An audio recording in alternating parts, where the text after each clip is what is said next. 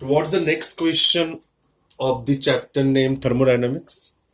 What are the intensive and extensive variables? Okay, these are what small questions which will come in the exam or which will not come. Okay, because too many different subtopics are there, but entrance exam point of view, you have to understand the each and every definition. Okay.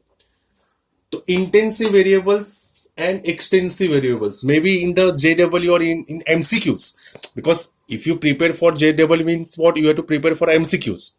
Okay, because there are some MCQs are also there, around 10 to 12 MCQs are there. So definitely you will score 10 to 12 marks out of that 70.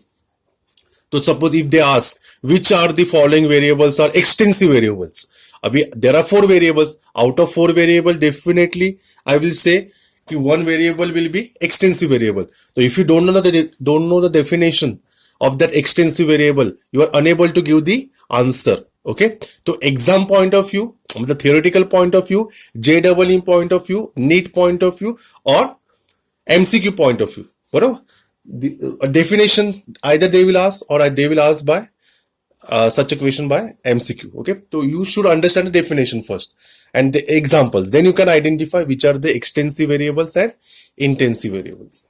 So let me read that intensive definition of intensive variables.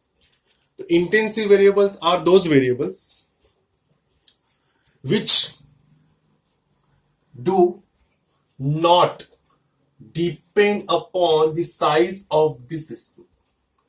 Okay, whether that size is small or bigger or medium, it doesn't depend. So such variables, that examples are what? Pressure, temperature, and what? Density. As you know, if I take 1 gram of iron or 10 kg of wooden block, which will float and which will sink? Who will tell me? 1 gram of iron piece and 10 kg of wooden block, which will float and which will sink? Definitely iron will sink, bro, and wooden block will float. Am I right? So density doesn't depend on the size. Okay, so temperature also and pressure, so these are the quantity which are not depend on the size of the system. Okay,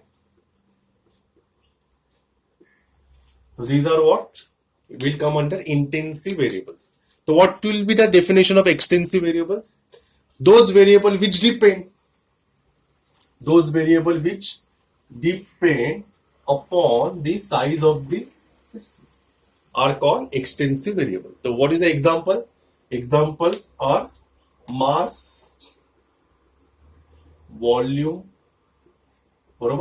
and internal energy. Understood everyone? Say yes or no. Sure. Now let us do the next question. When is a system is said to be thermodynamic equilibrium? Okay, now we have to understand the 3 types of equilibrium. So what is the exactly thermodynamic equilibrium? So let me write down. A system is said to be a thermodynamic equilibrium if the following 3 conditions of equilibrium are satisfied simultaneously. That is very important. Not at a one time. Okay, 3 equilibrium are satisfied simultaneously. Then I will say the total system is what? The whole system is thermodynamic equilibrium. Okay, so what are these? What are those equilibrium types of equilibrium? Mechanical equilibrium, chemical equilibrium, and thermal equilibrium. Okay, so these are what 3 types of equilibrium. So that is the definition. Next, what is the equation of state? So what is the equation of state? The mathematical relation between the thermodynamic state variables. So what are the thermodynamic state variables? You know that PV equals to what? nRT. So these are what? This is what? Equation of state.